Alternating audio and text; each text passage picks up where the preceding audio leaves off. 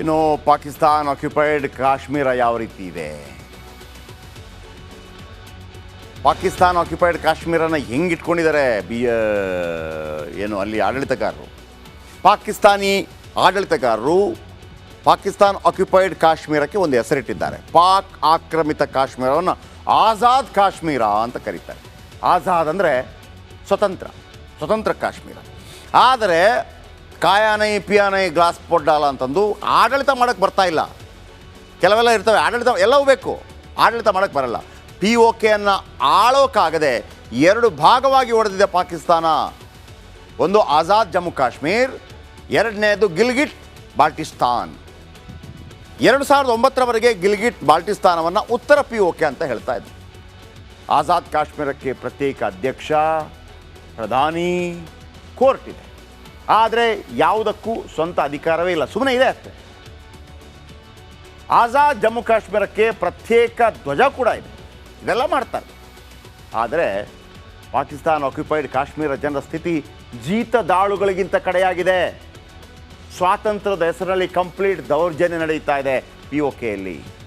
ಪಾಕಿಸ್ತಾನಿ ಸೇನೆ ಸರ್ಕಾರ ಹೇಳಿದಂತೆ ಕೇಳಿದರೆ ಮಾತ್ರ ಜೀವನ ಮಾಡಬಹುದು. Believe it or not, Pakistan occupied Kashmir ಜನರಿಗೆ ದಿನಕ್ಕೆ 2 ಬಾರಿ ಊಟ ಸಿಗ್ತಾ ಇಲ್ಲ. ಊಟ, ವಿದ್ಯುತ್ ಬಿಲ್ ಯಾವ ರೀತಿ ಹೆಚ್ಚಳ ಮಾಡಿದ್ದಾರೆ ಅಂತಂದರೆ ಮನೆ ನಿರ್ವಹಣೆ ಮಾಡೋಕ್ಕಾಗ್ತಾ ಇಲ್ಲ.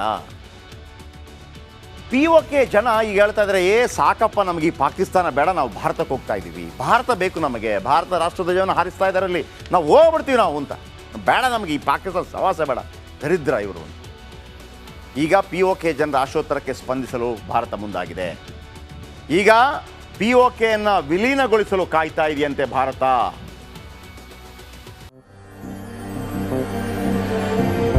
ನನ್ನ ನೆಲದ ಭಾಷೆಯು ದೂರ ಬಲು ದೂರ, ಈ ಮನಕಂತೂ ದಾರಿ ತೋರುತ್ತಿದೆ. ಆ ಭಾಷೆಯದೇ ಬೆಳಕುವ ದೂರ ಎಷ್ಟೇ ಹೋಗಿ ಈ ಭಾಷೆಯಿಂದ ದೂರವಾಗಲಾರಿರಿ. ವಿಮಲ್, ನಮ್ಮ ಭಾಷೆ ಕೇಸರಿ. ಹೇಗೆ ಜಮ್ಮು ಕಾಶ್ಮೀರದಲ್ಲಿ 371 ತೆಗೆದು ಅಲ್ಲಿ ಈಗ ಚುನಾವಣೆಗಳು ಕೂಡ ನಡೆಯುತ್ತೆ, ಹಾಗೇನೆ POK ವಿಲೀನವಾದರೆ 24 ಕ್ಷೇತ್ರವನ್ನು ಮೀಸಲಿಟ್ಟಿದೆ ಮೋದಿ ಸರ್ಕಾರ. 24 ಕ್ಷೇತ್ರ. ಮೋದಿ ಮತ್ತು POK ಕೇಂದ್ರ ಸರ್ಕಾರದ ಮುಂದಿನ ಹೆಜ್ಜೆ. ಮೊನ್ನೆ ಅಮಿತ್ ಶಾ ಹೇಳಿದರು, POKಯನ್ನು ಸೇರಿಸ್ತೀವಿ. ಇವರ ಮುಂದಿನ ಹೆಜ್ಜೆಯನ್ನು ಊಹಿಸುವುದು ಕೂಡ ಕಷ್ಟ ಇದೆ. ಹಾಗಂತ POKಯನ್ನು ಮರಳಿ ಪಡೆಯೋದು ಅಷ್ಟೇನು ಸುಲಭ ಅಲ್ಲ. ಲಡ್ಡು ಕೊಂಡಂಗಲ್ಲ, ಕೊಟ್ಬಿಟ್ರಪ್ಪ ಹಂಗಲ್ಲ, ಹಂಗಾಗೋದಿಲ್ಲ. ಯುದ್ಧ ಮಾಡಿಬಿಟ್ಟು ಹಂಗಾಗೋದಿಲ್ಲ, ಯುದ್ಧ ಮಾಡಿ ಸೋಲಿಸ್ಬಿಟ್ಟು ಹಂಗಾಗೋದಿಲ್ಲ. ಯಾಕಂತಂದರೆ ಹಂಗಾಗೋದಕ್ಕೆ ಚೀನಾ ಬಿಡಲ್ಲ. ಚೀನಾದಿಂದ ಶಸ್ತ್ರಾಸ್ತ್ರ ಪಾಕ್ಗೆ ಹಾದು ಹೋಗುವುದೇ POK ಮೂಲಕ. POKಯಲ್ಲಿ ಸಿಂಧೂ ನದಿ ಇದೆ, ಅದರ ಉಪನದಿ ಹರಿತಾ ಇದೆ. ಸಿಂಧೂ ನದಿ ನಮಗೆಷ್ಟು ಪವಿತ್ರ ನಮ್ಗೆ ಗೊತ್ತಿದೆ. POK ಹಿಡಿತವನ್ನು ಪಾಕ್ ಸಡ್ಲ ಮಾಡೋದಕ್ಕೆ ಚೀನಾ ಬಿಡೋದಿಲ್ಲ. ಆದರೆ 371 ತೆಗೆದ್ರಲ್ಲ, ಹೆಂಗೆ ತೆಗೆದ್ರು? ಬಾಂಬ್ ಹಾಕಿದ್ರಾ, ಸೇನೆ ಕಳಿಸಿದ್ರಾ? ಏನೂ ಇಲ್ಲ. ಅಲ್ಲೊಂದು ಬರೆದಿದ್ದು ಅವತ್ತು, ಯಾರು ಇದು ಒಂದು ರೀತಿಯಲ್ಲಿ ತಾತ್ಕಾಲಿಕ ವ್ಯವಸ್ಥೆ ಅಂಥೇಳಿ ನಮ್ಮ ಹಿರಿಯರು ಬರೆದಿದ್ದರು. ನಾವು ಹಿರಿಯರನ್ನು ಟೀಕೆ ಮಾಡ್ತೀವಿ, ಟಿಪ್ಪಣಿ ಮಾಡ್ತೀವಿ, ಅದು ಬೇರೆ ವಿಚಾರ. ಆದರೆ ಹಿರಿಯರಿಗೂ ನಮ್ಮ ಕಾಶ್ಮೀರದ ಮೇಲೆ ಪ್ರೀತಿ ಇತ್ತು. ಒಂದು ಸಣ್ಣ ಟಿಪ್ಪಣಿ ಇತ್ತು, ಇದು ಟೆಂಪ್ರರಿ.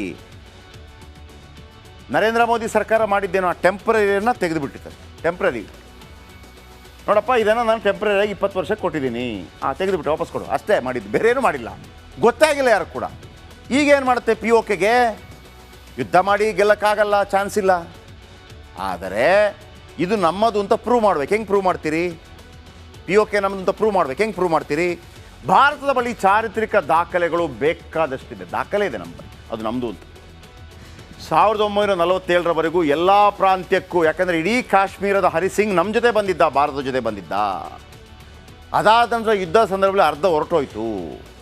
ಆದರೆ ಆ ಇಡೀ ಕಾಶ್ಮೀರ ಭಾರತಕ್ಕೆ ಸೇರಬೇಕು ಅಂತೇನು ಹರಿಸಿಂಗ್ ಹೇಳಿದ್ದ, 1947ರಲ್ಲಿ ಹರಿಸಿಂಗ್ನ ಆಧಿಪತ್ಯಕ್ಕೆ ಈ POK ಸಮೇತ ಎಲ್ಲ ಕಾಶ್ಮೀರ ಸೇರಿತ್ತು.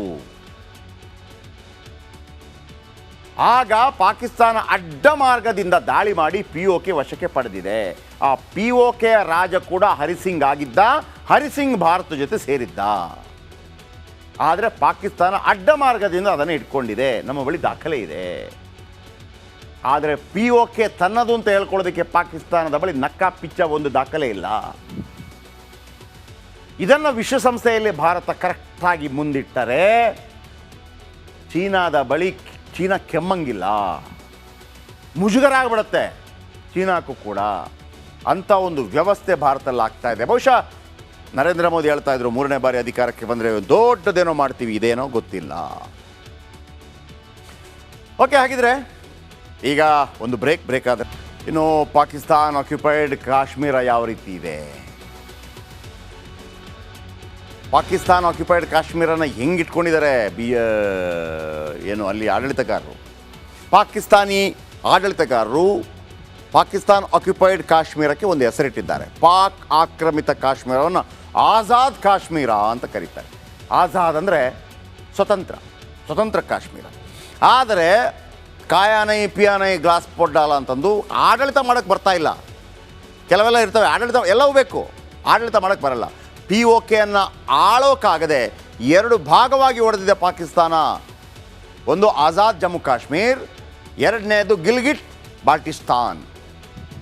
2009ರವರೆಗೆ ಗಿಲ್ಗಿಟ್ ಬಾಲ್ಟಿಸ್ತಾನವನ್ನು ಉತ್ತರ POK ಅಂತ ಹೇಳ್ತಾ ಇದ್ರು. ಆಜಾದ್ ಕಾಶ್ಮೀರಕ್ಕೆ ಪ್ರತ್ಯೇಕ ಅಧ್ಯಕ್ಷ, ಪ್ರಧಾನಿ, ಕೋರ್ಟ್ ಇದೆ. ಆದರೆ ಯಾವುದಕ್ಕೂ ಸ್ವಂತ ಅಧಿಕಾರವೇ ಇಲ್ಲ, ಸುಮ್ಮನೆ ಇದೆ ಅಷ್ಟೇ. ಆಜಾದ್ ಜಮ್ಮು ಕಾಶ್ಮೀರಕ್ಕೆ ಪ್ರತ್ಯೇಕ ಧ್ವಜ ಕೂಡ ಇದೆ, ಇದೆಲ್ಲ ಮಾಡ್ತಾರೆ. ಆದರೆ ಪಾಕಿಸ್ತಾನ ಆಕ್ಯುಪೈಡ್ ಕಾಶ್ಮೀರ ಜನರ ಸ್ಥಿತಿ ಜೀತದಾಳುಗಳಿಗಿಂತ ಕಡೆಯಾಗಿದೆ.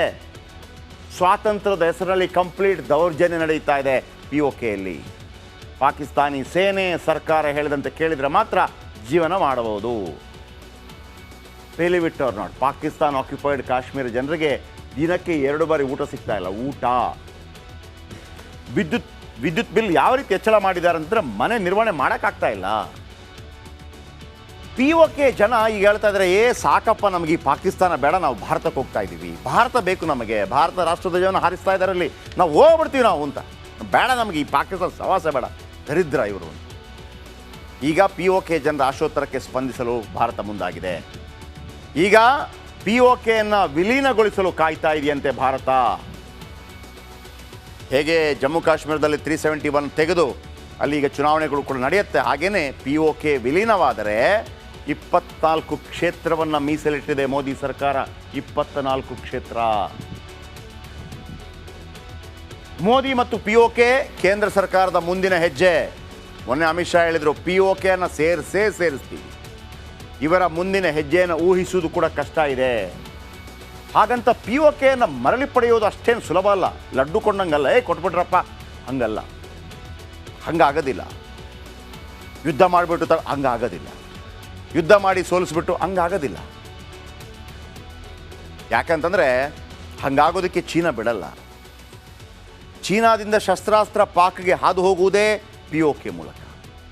POKಯಲ್ಲಿ ಸಿಂಧೂ ನದಿ ಇದೆ, ಅದರ ಉಪನದಿ ಹರಿತಾ ಇದೆ. ಸಿಂಧೂ ನದಿ ನಮಗೆಷ್ಟು ಪವಿತ್ರ ನಮ್ಗೆ ಗೊತ್ತಿದೆ. POK ಹಿಡಿತವನ್ನು ಪಾಕ್ ಸಡ್ಲ ಮಾಡೋದಕ್ಕೆ ಚೀನಾ ಬಿಡೋದಿಲ್ಲ. ಆದರೆ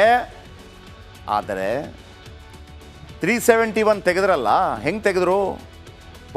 ಬಾಂಬ್ ಹಾಕಿದ್ರ, ಸೇನೆ ಕಳಿಸಿದ್ರ? ಏನೂ ಇಲ್ಲ. ಅಲ್ಲೊಂದು ಬರೆದಿದ್ದು ಅವತ್ತು ಯಾರು, ಇದು ಒಂದು ರೀತಿಯಲ್ಲಿ ತಾತ್ಕಾಲಿಕ ವ್ಯವಸ್ಥೆ ಅಂಥೇಳಿ ನಮ್ಮ ಹಿರಿಯರು ಬರೆದಿದ್ರು.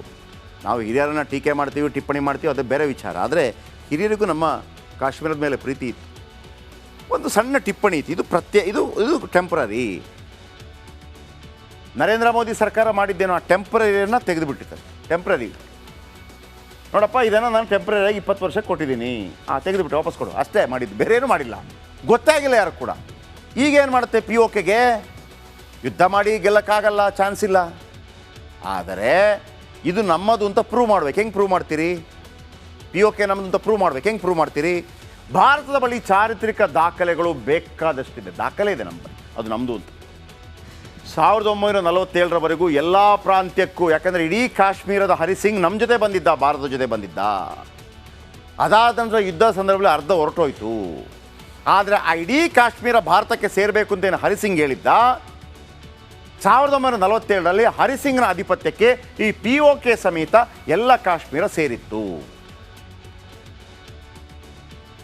ಆಗ ಪಾಕಿಸ್ತಾನ ಅಡ್ಡ ಮಾರ್ಗದಿಂದ ದಾಳಿ ಮಾಡಿ POK ವಶಕ್ಕೆ ಪಡೆದಿದೆ. ಆ POK ರಾಜ ಕೂಡ ಹರಿಸಿಂಗ್ ಆಗಿದ್ದ, ಹರಿಸಿಂಗ್ ಭಾರತ ಜೊತೆ ಸೇರಿದ್ದ. ಆದರೆ ಪಾಕಿಸ್ತಾನ ಅಡ್ಡ ಮಾರ್ಗದಿಂದ ಅದನ್ನು ಇಟ್ಕೊಂಡಿದೆ, ನಮ್ಮ ಬಳಿ ದಾಖಲೆ ಇದೆ. ಆದರೆ POK ತನ್ನದು ಅಂತ ಹೇಳ್ಕೊಳ್ಳೋದಕ್ಕೆ ಪಾಕಿಸ್ತಾನದ ಬಳಿ ನಕ್ಕ ಪಿಚ್ಚ ಒಂದು ದಾಖಲೆ ಇಲ್ಲ.